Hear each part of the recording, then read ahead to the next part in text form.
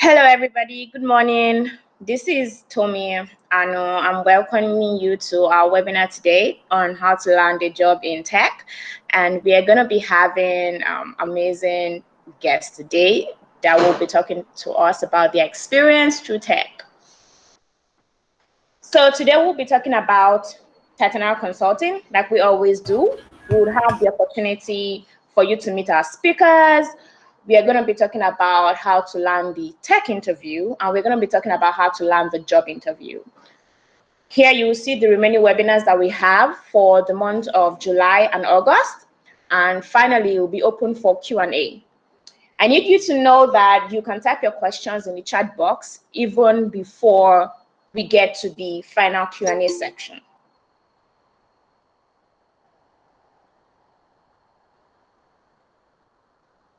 So my name is Tommy. Most of you know me as Anu. I'm the senior partner of Technical Consulting. I graduated from the Ohio State University Fisher College of Business for my MBA in 2019. And I started Technical Consulting also in 2019 because I understand the challenges international students go through, especially trying to get admissions and also trying to land dream careers in North America. And I decided to help fill that gap.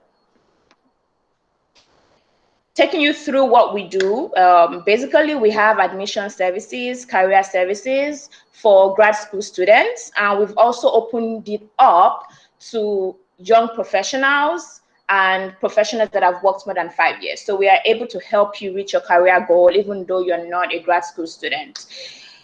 We help you with admissions prep, how to make sure that you get the best opportunities for scholarships, fellowships, admissions, and also once you come into your grad school program, to make sure that you're well equipped to get the right jobs at the right time with minimum hurdles. Again, please type your questions in the chat box. We have a consultant that will be answering your questions and would also take some questions after the event. If you have questions directed at a specific speaker, it will be good for you to say, oh, this question is directed at this speaker, or this question is directed at this person, so that we get the person to answer the question. So today we are going to be getting 3 MBA alums on our panel, 1 first-year MBA student, to share their experience on how they landed their tech jobs. Now we're going to spend the next 10 to 15 minutes to get to know our panelists, what they do, their backgrounds. And if you have any questions at any point, please type your question in the chat box. So Ifeanyi Ugo, would you like coming off mute to introduce yourself, just a basic background, and what you presently do? Hi, everyone. Can you hear me all right? Because I've been struggling with technical issues. Great. Like you said, my name is Ifeanyi. I went to University of Iowa, TP Business School, with a concentration in financial mathematics. Used to be at Pricewaterhouse Nigeria before business school. I interned at Microsoft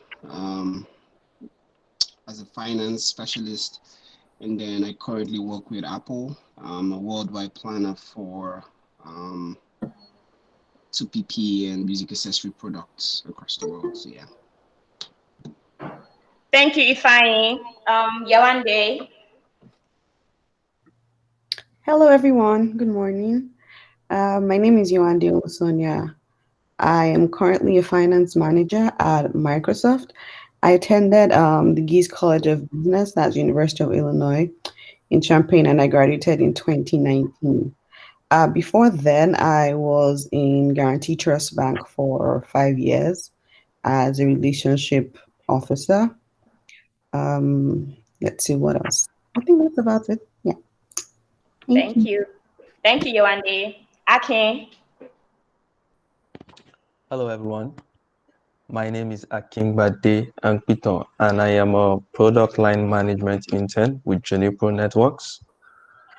I'm also a first-year MBA candidate at the College of William & Mary. graduating in 2021. Prior to the MBA program, I worked in telecommunications back home in Nigeria. My last role was an operations manager for MTN Nigeria. Yeah, I guess that's it. Yeah, thank you, Akin. Anthony. Hello, everyone. My name is Anthony Obuano. I am currently a senior product manager at Amazon. I also went to TP College of Business, University of Iowa. I graduated 2018. Before my MBA, I was at PwC, where I was in international tax transfer pricing. Nice to meet you all. Nice. Thank you very much, Anthony. Thank you, Ifeanyi, Yewande, and Akin, for introducing yourselves. So now we will be taking this a little bit different from how we've been doing our webinars. Now we are going to try to walk through how to land a job in tech, how to land an interview in a tech role through the experiences of our panelists, right?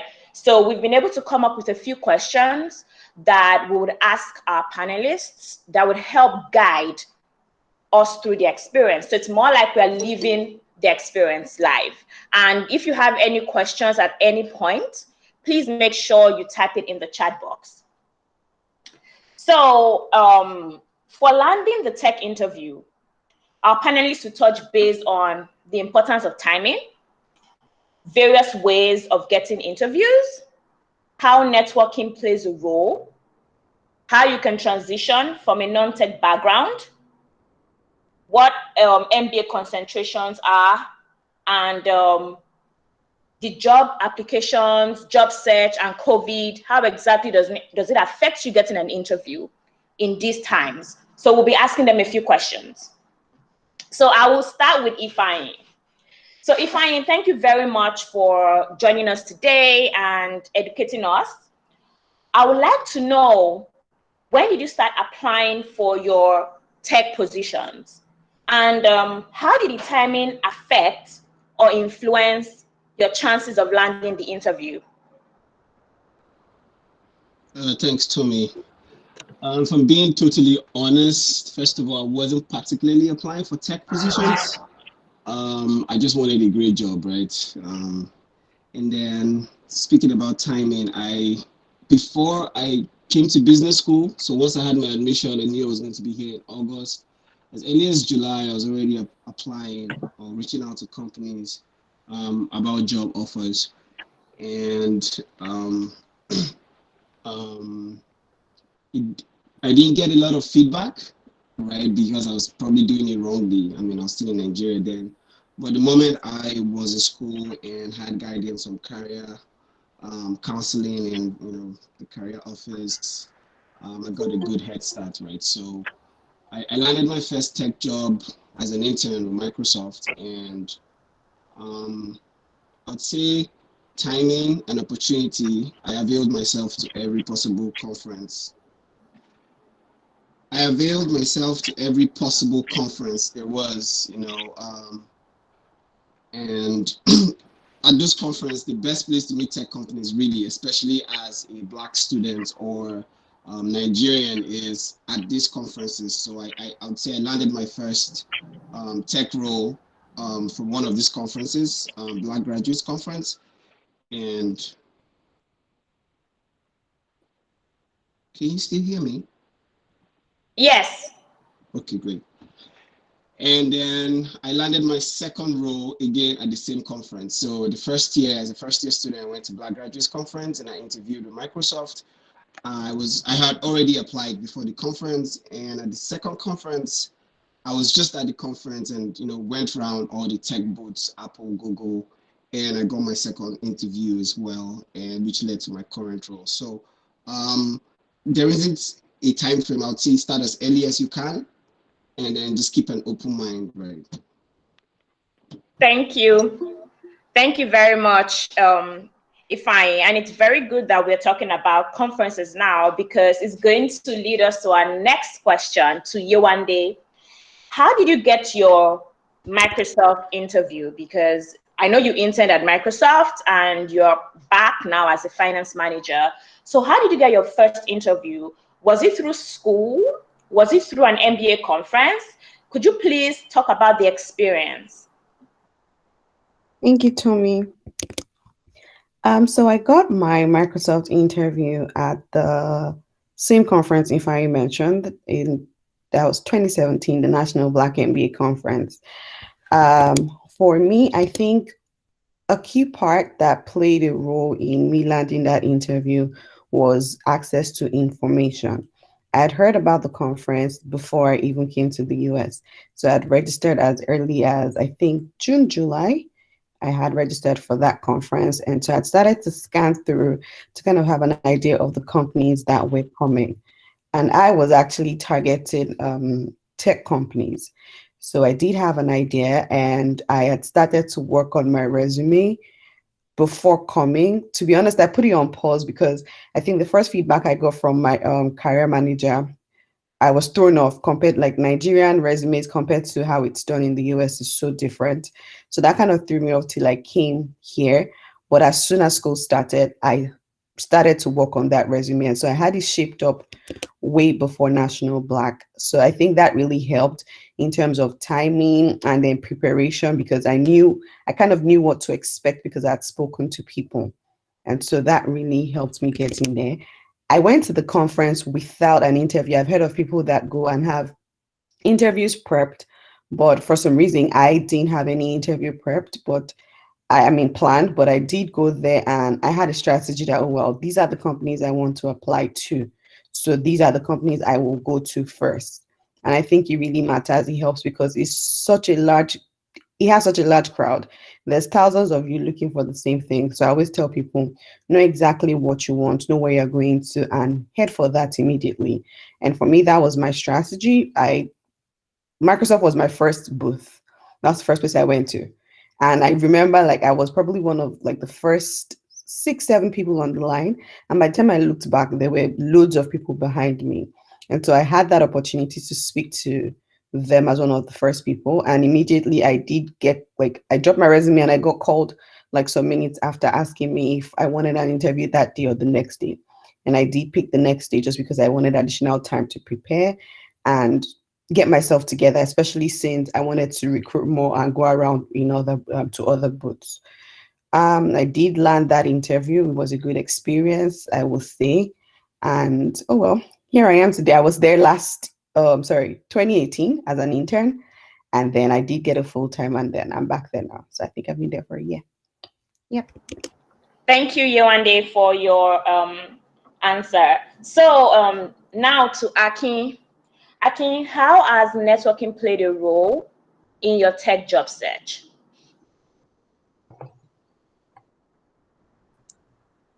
Can you hear me? Yes, we can hear you. Yeah, for me, networking played a very, very important role in my job search, even though the role I am presently in wasn't from my network, but I was able to build organic relationship with people, with alums and recruiters. So it played a very, very important role. And I'll definitely be reaching out to them for a full-time opportunity. And for every job I applied for, be it online, be it from referrals, I contacted someone on my network, the LinkedIn community, my alumni community. I contacted them and I tried to establish an organic relationship with them. And please, initially I was discouraged given the fact that it's difficult doing it, reaching out to a ton of people and then you get maybe 1 or 2 responses. But all you just need is just those 1 or 2 responses and you can make it for as much as 2 to 3 interviews. I remember trying to network with SAP and I reached out to about 4 recruiters and then one finally answered and she asked me if I wanted a 6-month, if I could fit into a 6-month interview. Knowing fully I wasn't available for that because I don't have the luxury of that given my visa status. I just sent her a short mail in my response telling her about 3 other roles I applied to and how I'm the best candidate for those roles. So I just try as much as possible to reach out to alums and recruiters for every job I apply to. For alums, I started out by establishing a personal relationship with them, talking about, oh, how was your experience in the MBA program? How are you coping with the COVID situation? And then I tell them that I appreciate the fact that they took this call with me, and I tell them that I really I like their career path, and I would definitely love to get tips and advices from them on my current situation. And believe me, most of them are willing to help. You just have to show them why they should be interested in spending that social capital on you. Why they should root for you and why they should give you a referral. And I even got referrals for roles I could even fit in. I don't know, I know close to nothing about software development, and I got a referral for software development role. So I'll definitely be reaching out to those contacts for full-time positions and just try as much as possible to network as much as possible. Thank you very much, Akin. That's very interesting to hear. For some of us, a lot of people that are not yet in North America, I would say that networking hasn't been exactly what they really thought about. Especially for people from Africa, Asia, other countries, we don't network as much as it is here in the US or in Canada or just the other parts of North America. And just from what Akin has said, it's actually very important for you to network. It's very important for you to prove to people that they can spend their social capital on you. And don't see networking as you trying to get something from someone. It's also you trying to give something to someone. Like if you're networking with me, what are you going to bring to the table? Are you just saying, oh, I want to network with Tommy, I want to get, no, like what else can you bring to the table? What are you talking about? Am I going to benefit more from connecting with you, or do you all have to do is take? And what I really love from what Akin said is now with the entire COVID situation, asking people how they're actually managing it is really very important. And I need us to actually be conscious of that. So you're networking with somebody, don't just say, oh, hello, my name is this, and I'm thinking about a particular role. You can't do that. Like people have their own lives. You need to try to get to know them. And it's important to try to get to know, even if the culture of the company will be a good fit for you. So thank you very much, Akin, for telling us your experience on networking. So now, I know a lot of you actually want to hear this question about how you can transition from a non-tech background. So for Anthony, I know you worked as a tax consultant at PwC in Nigeria. How did you position yourself to transition from tax consulting to product management in Amazon? How did you do that? Yeah, so I like what the panelists have already said around networking and everything. I do think those are super interesting skills and activities for you to do before and when you start your MBA. In terms of getting a job outside your role, I think there are 4 key things that I did that really enabled that. And if people have mentioned their success at National Black Conference for internship, I will tell you when I went for National Black Conference, I got interviews, but I didn't really convert any of those. I got offers, but there were things I didn't want to do. And I mentioned that because before I went for National Black Conference, as a first year MBA, my resume was still written in tax language. So I went to E&Y, for example. I wanted to be in their supply chain operations. And after the interview, the lady was like, I think you'll be a great fit for our international tax team. But that's not what I want. I wanted to move away from tax. So why I mentioned that is it is very important how you portray your experience to recruiters. So what I did afterwards was to look at my resume again and try to forget everything around taxation. So now you have to focus on the transferable skills. And this can take a while. You really need to think about your experience from a different perspective. Beyond saying I am the best at analyzing international tax structures, how do you transfer that to something that an E&Y or an Amazon or an Apple want to hear? So you want to do some introspection and ask yourself, what part of your experience talks about leadership? What parts of your experience talks about being able to improve a process? What parts of your experience talks about being a team lead or a good team member? So you really need to think about those, and you do this side by side with thinking about the company you want to work for. For Amazon, for example, they have 40 leadership principles. I literally had to go each of those principles to say, what did I do at PwC that fits in any of these buckets? So that's very important. Think beyond how you write your resume today if you want to change industries.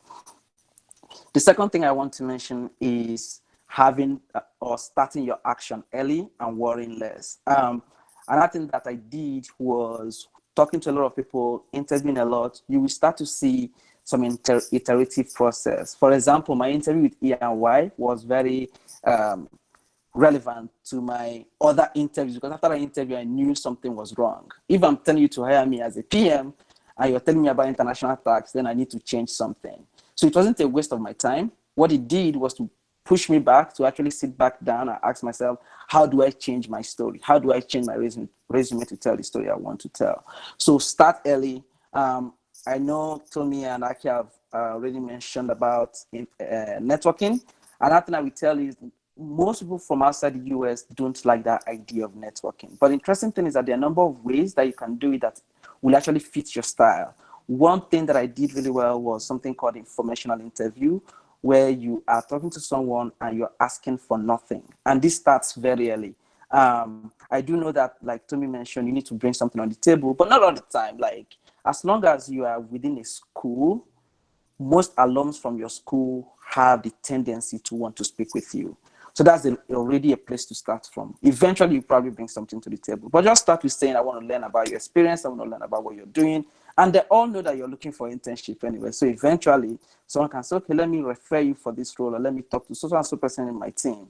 So action, start early, interview, do lots of mocks, do lots of informational interviews, network. Another thing is identifying the gaps in your experience and looking for ways to cover it. So say, for example, you want to go do something in tech where you want, say you are moving from tax in my experience, and you want to go into business analyst role. You can talk about all the team leadership and the communication skills and everything, but it's not going to fill in that gap. So the next question you have to ask yourself is, how do I fill that gap? For me to be a business analyst, I need data sciences. So this may be something that you might want to take on in your MBA from your first semester. Take a class in data science or data mining. Do as much as you can, do projects, do free projects, work with your professors, so that when you're interviewing, you already know your gap. You will be the one to say, okay, I know that I don't have experience doing data analysis or doing data mining, but these are all the things I've done in my MBA. You can even take online classes. That is Linda, and there are a number of ways for you to take some of those classes. So identify your gaps and fill in those gaps. Another advice that people give is for you to consider industry or function. So switching both can be tough. So say for in my experience where I was switching from consulting and tax to PMing in tech, it is the toughest switch. An easier switch would be to switch from tax and consulting to tax and tech, or to switch from say tax and consulting to PMing or operation and consulting. That is an easier switch. But if you want to do both industrial and functional switch, then you definitely need more effort. You definitely need to put in more time. And this might also include talking to people that have done the type of switch you want to do, so that you can hear what they've done and how they position themselves. I will stop there, and I'll be happy to entertain any further questions. Thank you very much, Anthony. Thank you. So from what Anthony has said, I remember how I was able to switch. And I was working in PwC too, in financial services, and now I'm working in marketing in tech. How was I able to do that switch? For some of the positions, being able to identify the particular skill that is relevant to the job is very important. So some people will be like, oh, I've never done marketing before, or I've never done sales before. But once you break it down, what exactly is marketing? What exactly is sales? Marketing to me is coming up with strategies to help people see value where they would normally not have seen value before. So I thought about it. I think I did this a lot at PwC. I actually helped my clients see value in my own PwC processes. So even if that is not exactly marketing, that is a marketing skill that is transferable. So when you are talking about your experience with a recruiter, you talk more on how you were able to convince your client, not exactly on the accounting transactions or IFRS. Even though you did that, you want to highlight the marketing skills. You want to highlight the product skills. If you came up with like a financial model, for example, as an accountant, you would say more like a product, how you were able to package the product, how you were able to convince people, how you were able to manage that from start to finish, not necessarily the input or the tools, or you understand what I'm talking about. So you need to sit down and think about what exactly is marketing, what exactly is sales, what exactly is business development. Then how can I get that out of my work experience? Then get that out of your work experience, put that on your resume, then talk more about it to the people that you are engaging. It makes you more legit, because it's like, oh, you've actually thought through how your previous experience could be leveraged. So thank you very much, Anthony. And I know I'm just saying this again, if you have any questions, please type your questions in the chat box. So now we are going to be going to Ifeanyi. I know that Ifeanyi has answered this question slightly, but I would like to know, what is your advice on being narrow-minded on specific roles in the tech space? For example, should an MBA with a focus on finance only apply to finance positions? Because I've spoken to people and they're like, oh, I saw the sales position at Microsoft, I saw the sales position at Google, but I'm not going to apply because I'm a finance person. What is your advice on being so narrow-minded? My first take on it would be that if you're applying to a master's in business administration's program, it means you have to be open-minded. If you want to be narrow-minded, if you want to be specific to supply chain or finance, you want to go in depth, you might as well just do an MSc in finance. Now, having said that, my general advice to people is come with an open mind. From my experience, I was a typical Nigerian MBA applicant, meaning I wanted to do investment banking. I wanted to work on Wall Street, come out of PwC, do an MBA, work in Wall Street. And it hit me hard in my first few interviews, or just informational interviews with Wall Street bankers, that investment banking wasn't really what I liked to do. Investment banking was actually a sales job. It debunked a lot of myths I had about investment banking. And at that point, I said, well, if investment banking is a sales job, I'm not sure I really want to do sales. And so I became open to the industries I wanted to work in rather than the role. And so I switched from saying, I want investment banking, or I want product marketing or whatever, to saying, I want a role that's impactful. I want to drive impact in whatever that looks like. So I want to solve problems. So that means I can be a finance expert working in strategy. It meant I could be a product manager. It meant I could be in operations. It meant I could be anywhere. And once I was able to just, that eureka moment, once I had that eureka moment, I switched out my whole resume and my interviewing skills. So when I went into interviews, I said, hey, I'm a finance expert, but I also love data. I love finding problems. So I just prepositioned myself as being available to solve whatever the company's problems were.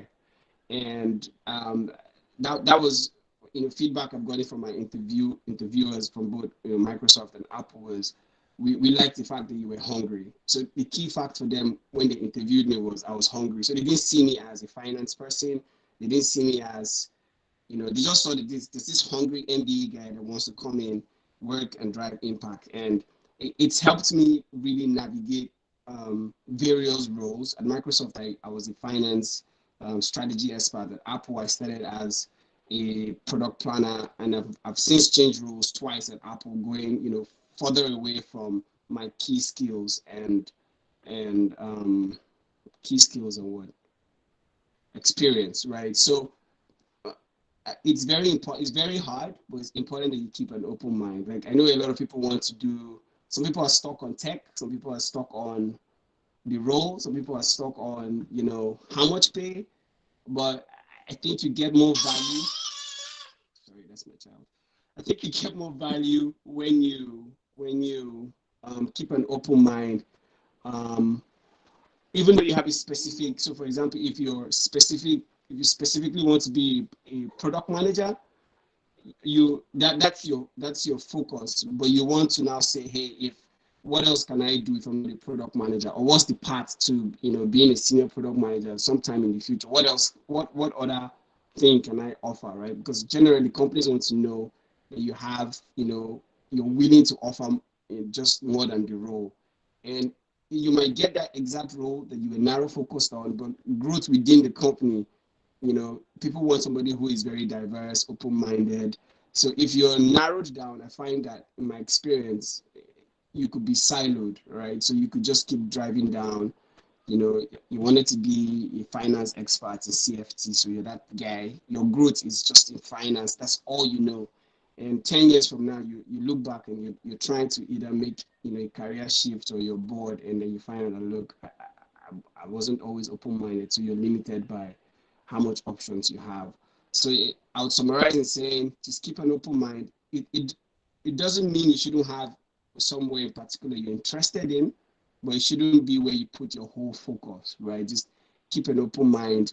Read the descriptions of different roles. Like, I don't know about you guys, but I find it exciting. The more I read the descriptions of the roles, there were things I'd never done. And it's like, all I need to do is be an MBA who has XYZ skills. Oh, great. I want to do this kind of job, and I would apply.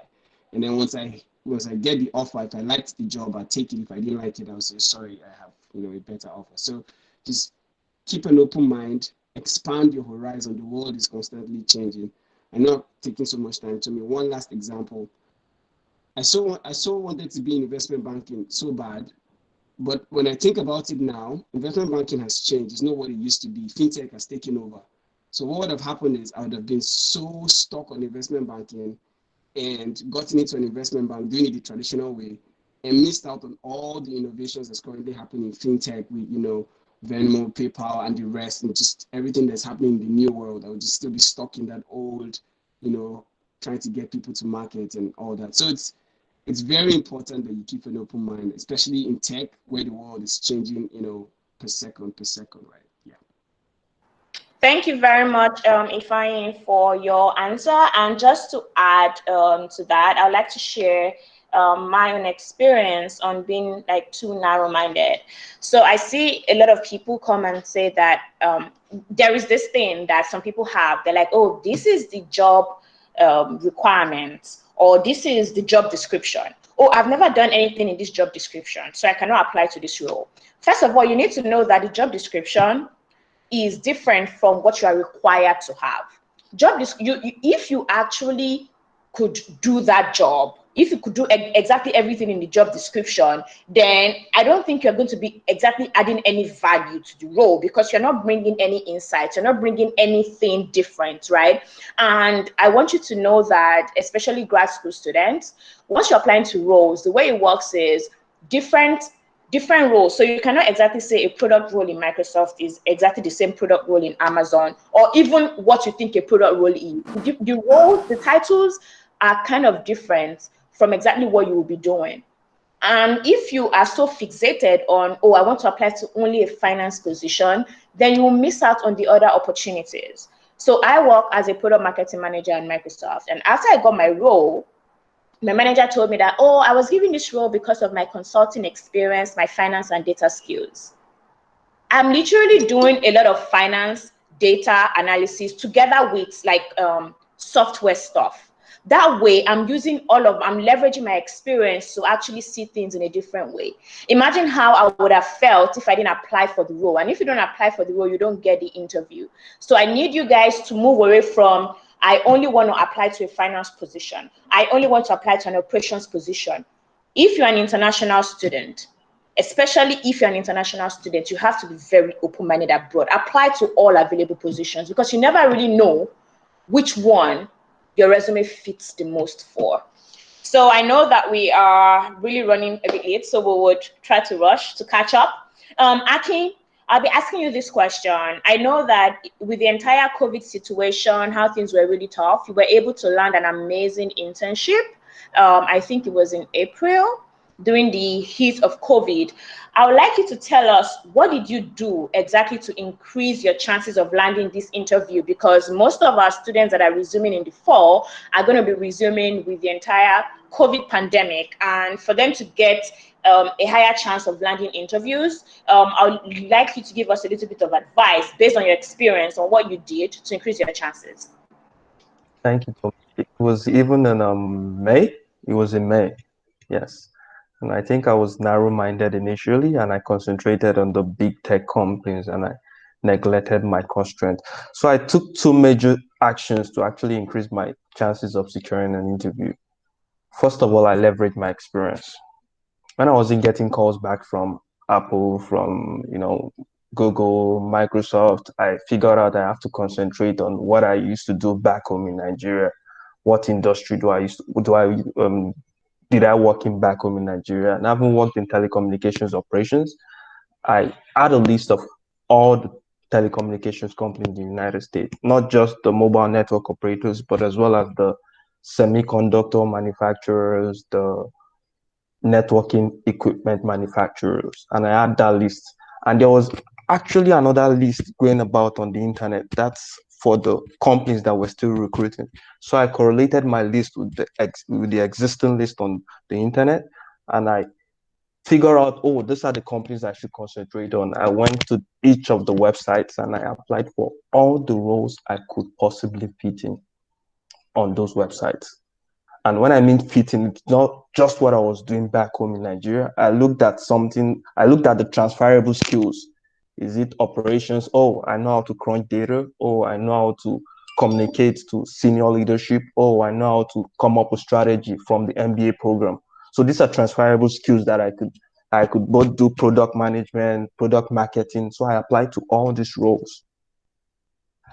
Secondly, I leverage the LinkedIn. I know I've mentioned this before, but this is the top of it. You have to leverage your LinkedIn contacts. You have to leverage the contact. Like Anthony mentioned, try as much as possible, reaching out to people to get informative sections, asking them how their experiences, what problems you can solve for the team, what they actually do on that team, given the fact that it's the only way where you can stand out from all the other candidates. And going into the interview, you already know that you're going to be stereotyped, you're going to be grouped into buckets. Oh, this guy has so much experience, he has done this before, he's a suitable candidate. This guy doesn't have so much experience, but we can see that he has executed other projects in the past and he has the energy and the competency. It would be very, very great if you can fall into both buckets.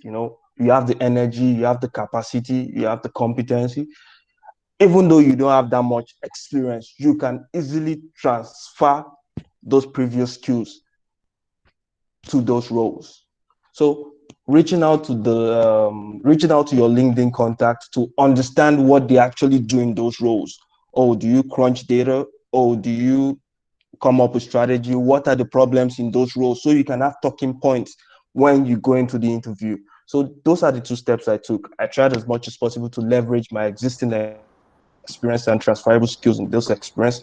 And then I leveraged the use of LinkedIn to reach out to several of my contacts to ask for opportunities, to ask for the roles and to ask for the job descriptions of those roles and what will make me stand out in those roles. What are the problems faced in those roles? Thank you very much, Akin. Thank you for your response. And now we would be heading to how to actually land the job. I hope you guys were able to learn a few things about how to land the interview, because landing the interview and landing the job, they're two different things. You see a lot of people with experiences of, oh, I interviewed with 10 different companies, but I still did not land the offer. And you see somebody that was only able to interview with one company and the person was able to land that job. Your ultimate goal is to land the job. You have to land an interview, yes, but it doesn't stop there. You have to be able to land the job. So we will be asking you a few questions, our panel a few questions. And because we have just about 20 minutes left, and we want to leave about 10 minutes for Q&A, I would like our panelists to please answer our questions briefly and quickly. So, Anthony, could you just tell us 5 things an incoming MBA can do to increase their chances of getting an offer?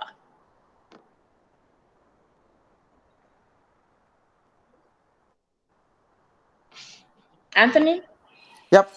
Okay. I was talking to myself. um, 5 key things I will list out for you here will be one, starting early. It's very important for you to start early. Um, if you are starting this year, for most schools, you should have already started working on your resume with your career management office. Don't think they are being too fast, because by September already you should be applying for internship roles. By October or earlier than that, you should have been ready to start preparing for the conferences and National Black and the rest of them. So starting very early will help you a lot. Like a number of people mentioned here, getting an interview at any of the conferences also has a lot to do with how early you start. You can start applying for roles even before the conference starts, so that you don't need to go there without knowing which companies you need to go talk to. It helps a lot to go to conferences, know you already have interviews. So start early. Two is find the right fit. Like a number of people have mentioned, Ifeanyi and Aki, be open-minded. I will say as internationals, most of us come in saying, I want to go into investment banking. It's a great goal, and I don't fight anyone from having a goal. But one other thing that Tommy mentioned is, in the US, one thing you quickly notice is that job titles doesn't actually mean what you think they mean. If I'm a PM at Amazon, another PM within Amazon is probably doing completely different things from what I'm doing. So don't just come in having that narrow view of, oh, I want to go into investment banking and that's the only place I'm going to apply. Spread out your applications and spread out your network. Another thing I would say is prepare. Research, research, and research. You never get enough of this.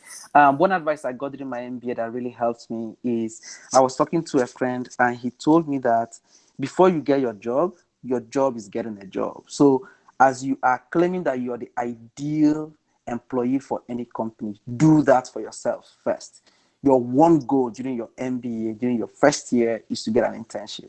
So do whatever you have to do to get in. If you need to talk to anybody, if you need to research about companies, there's a lot you can do. It's never too much preparation, it's never too much. Another thing is attend networking events, recruiting events. In most schools, they will invite companies to come talk to you. Even when you're not interested in applying, go in there, talk to people, network, test your interviewing skills, test your networking skills. Sometimes you come out knowing that, man, I botched it, like I messed myself up. But it's okay. Like, you probably will not even get into that company, but then you know something for you not to do again the next time you are in a networking event. Another thing is for you to take advantage of mocks. The more you practice telling people your story, the more you practice your interviewing skills, the more you get better at it. I also do tell people, for preparation for your interview, you want to write out all your stories. While it is easy for someone else to criticize you and tell you, oh, that story would have told you this way, you are all smart. For you to get into an MBA, you're already a smart person. What writing that your story helps you do is that you can step away from the story and criticize your own story. Because when you tell your story, when you don't write it out, it all makes sense till you start spelling it. Like, I've spoken to people and they give me all these stories and I'm like, this makes sense. There is just a way that you would have put it differently that would have made me actually think this is an amazing story. But because of the way you've put it, I can't find the results. I can't find the actions that you took. So do your mock, write down your stories, practice, practice, and practice again.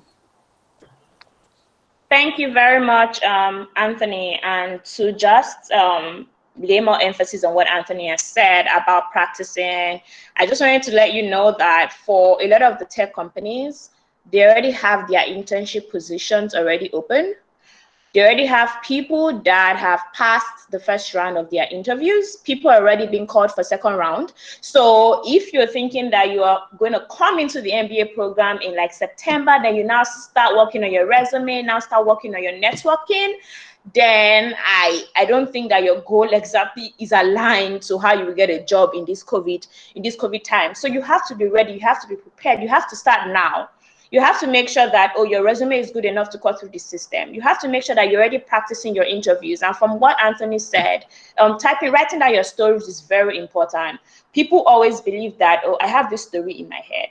There is this saying that the shortest pencil is smarter than the sharpest brain. Don't think that you have everything in your brain. Write it down. Type it down. It gives you the opportunity for you to see your mistakes, and gives you the opportunity for you to be able to practice. You have to practice your stories. You have to ensure that you are able to call out results. You're able to call out achievements that actually apply to those roles, because it's going to be very sad if you do all this work to get an interview, and then every time you do not get an offer because you're not ready, because you're not prepared, or because you're doing things more differently. So if you're going to take anything from what he has said, you need to take the fact that you need to be ready, you need to be prepared, you need to draft your stories.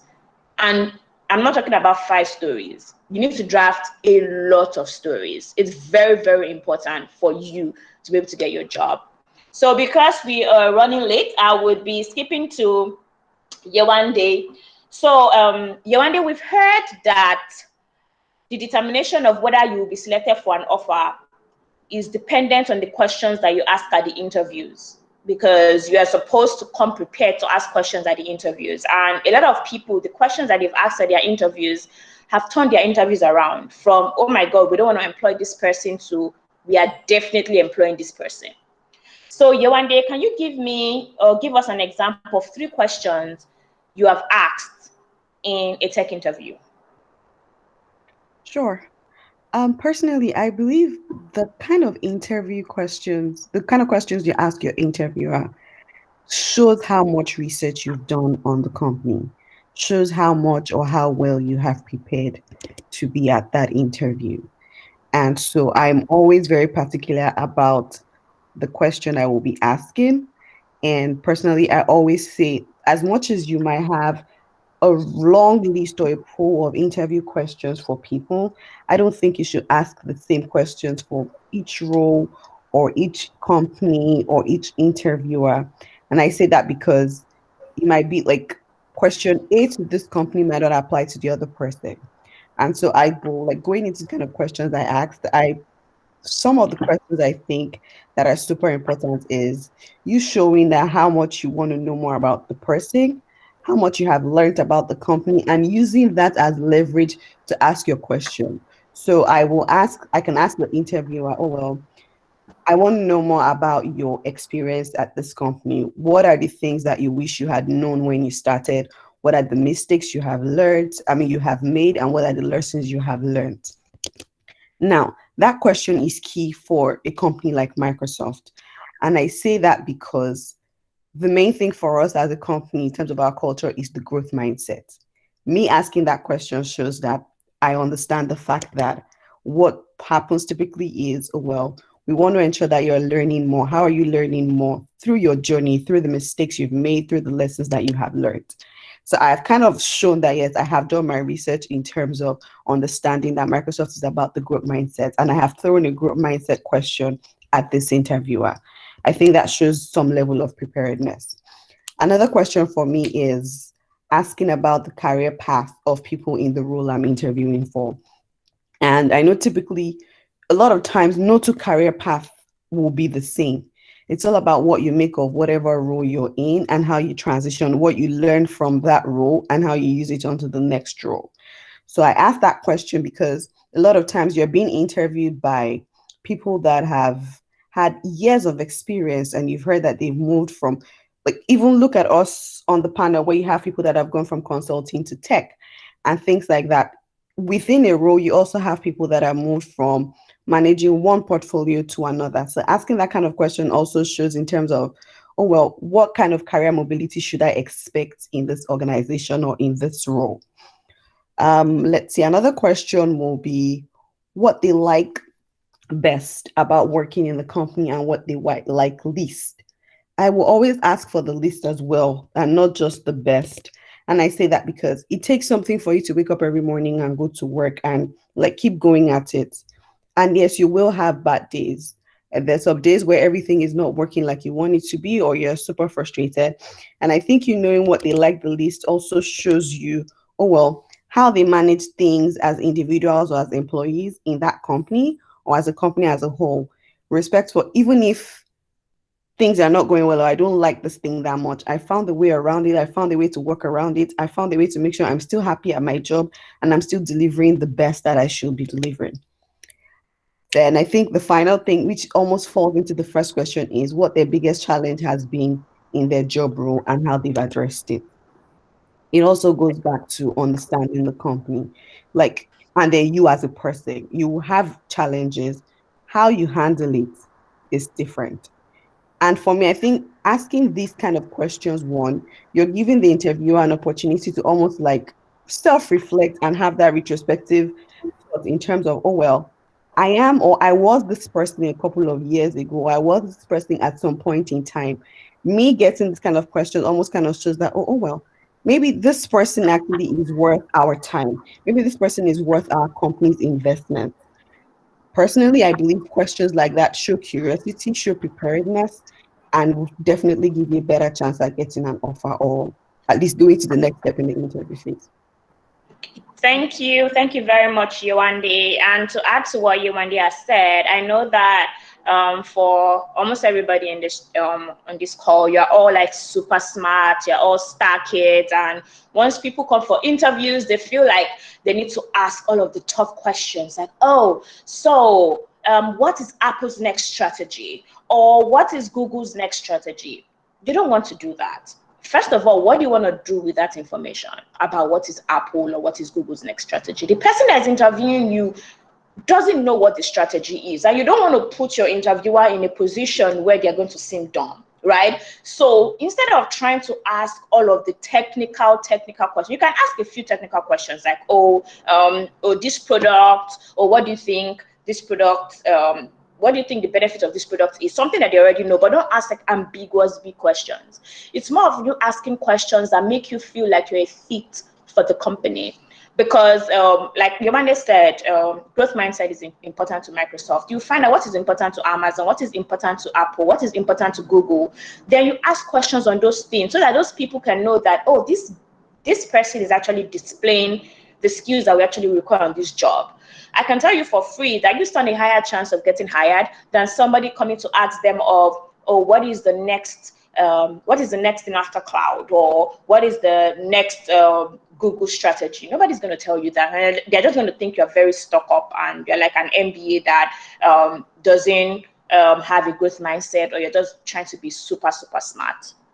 You need to understand that people are also very smart too. So we'll be asking just one more question before we go through our, there are a few questions that on the chat that haven't been answered that I would like to provide answers to. So our final question will be to Ifeanyi. I know that we are supposed to be confident and we're supposed to be bold, but how do you portray confidence without the fear of being arrogant? Because a lot of us don't know where to draw that line. What if people see me as arrogant? How do I draw that line? So Ifeanyi, could you please give us a brief answer on that? Yes. It looks like you're literally asking me how I have grown, because I know that it's personally my career journey. I found out that there have been times where my colleagues have thought I was arrogant, and just being Nigerian, it's very easy for us to say what we feel, how we feel it. We call it as is. The corporate American society is not necessarily very direct, right? So you'd have to find more diplomatic ways of getting your opinions across. However, having said that, there's a thin line between being confident and arrogance, and that thin line is coming to the table always prepared, making your arguments based on data, right, as against just wobbling around. And if you find yourself in the midst of your colleagues or where you need to either call somebody out, it should be done politely, again, based on facts and data. Now, I'll give a very simple example. In my experience right now at Apple, most of my superiors say, if you want to get an honest opinion, you'd want to talk to Ifeanyi, because he would just tell you as is, but it's always backed by data.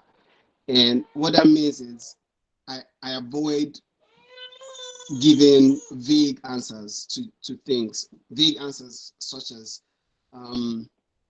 somebody asks you what the sales range is, and you say, well, I think we will do well in sales this year. That's very vague, right? And so you don't come off as confident. So the thin line really for you coming off as, you know, confident as against arrogant is always coming prepared. When I mean prepared, overly prepared. One, because you're Nigerian.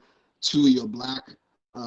Three, there's some form of implicit bias, you know, that's always there. So you want to always be that kid on the block that has that's always prepared at the meeting, says his mind, in his mind, whatever he says is based on data or based on accurate research, right?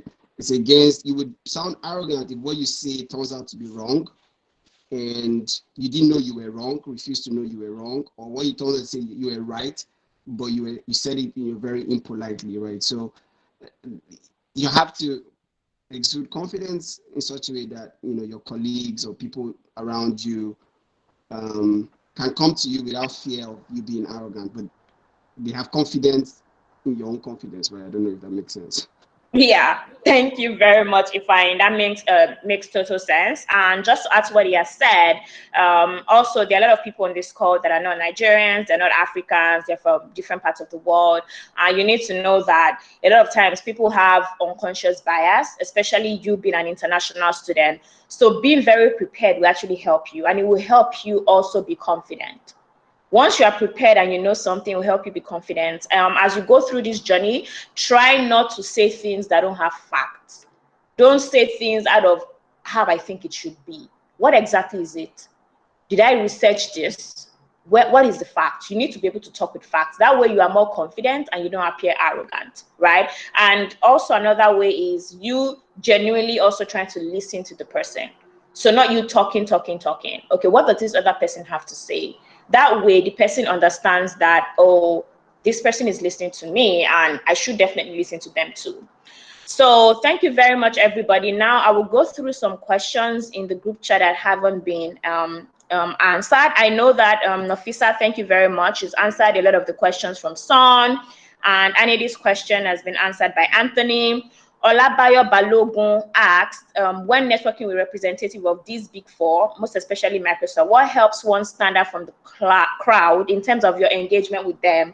So this goes back to what we already spoke about, you being very prepared and you knowing what is key about the company, right? So it's not just you knowing that a company is a tech company or a company is a manufacturing company. What else about that company do you know? What is the company known for?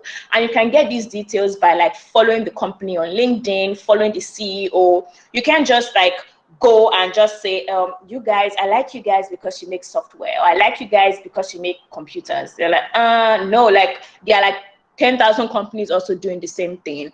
How exactly do they stand out? And those are the different things. Those are their values, their core values, what is important to them. And that would actually help you in other roles, other positions that are not even tech. For example, if you are trying to get a job in an airline industry and they ask you why airline, are you going to say, oh, because they fly planes? No, definitely not. You have to find out other things that are peculiar to that company so that you're able to have conversations with them. That way you look prepared and you sound more intelligent. Then, let me see, we have, so Yao said, what are the benefits of registering as an official member? I think Nafisa has already answered that. You have the opportunity to attend National Black Conference at a discounted price, and it just gives you unlimited access to various recruiters, various companies. Then Olabayo Balogun, I think she asked you one day this, what would you say is the average success rate of being able to transition from an intern to a full-time employee? I would say that I wouldn't give a success rate or a failure rate. Being able to transition is all about you. So when you intern, how did you show that you have the values of the company? How did you show that you're fit? How did you do your job? How did you do your role? How do the people in your team like you? Those are the things that are going to come in place when you are transitioning from an intern to a full-time employee. Then we have Tuyed Wen asked if when you apply to as many positions as possible, did it take much of your time to revise your resume and cover letter for each position? So I would say that based on my experience, maybe not as much. For cover letter, probably yes, if the company is in a different industry or it's a different position. But a lot of times you have the basics. All you need to do is impute a few things. And for you to, if you want help, you can send me an email at coaching@titaniumconsulting.com, or you can wait after the call is over and I will share my personal email address and we can help you on how you can revise your resume. Then I can see, last question. Yeah, I can already answer that. Olaolu, for someone interested in learning a tech role, is it important to learn technical skills? Okay, so if you want to learn technical skills, fine. If you want to, fine. Everybody talks about, learning Python. Some people are like, do you know how to use Power BI? All those things are very cliche. Because you're working in a tech company does not mean you are a software developer or a software engineer. There is space for everybody everywhere. If you want to learn a programming language, fine, that's okay, it would help you. But it does not necessarily, it might not necessarily be a determining factor. If you are interviewing for a sales role and they don't need you to learn a programming language, then you're just doing it for yourself. And I need you to know that because you don't have a programming language or know a programming language doesn't mean you cannot get into a tech role. Then, so Abiola said, you talked about selling transferable skills for those that already have experience in other roles. What can you use as a leverage for someone without much experience? So that is the last question. When you say not much experience, I think that as international students, we downplay a lot of our experiences. So we feel that we have to work in a 9-to-5 block role for you to say that's an experience. If you have your own business, if you run your business for 4 years, that is an experience. In that role, you've been a product manager, you've been a business development manager, you've been a marketing manager, you've been a finance manager, you've been everything. Even if you work with your parents, you work with your siblings, there are things that you've been able to put to the table, right? So don't feel like it has to be a particular structured role or structured employment for you to be able to get that chance. And that's what we basically do at Titanium Consulting, would help you actually call out those experiences and create value for you. So I'm going to be putting the email address in the chat.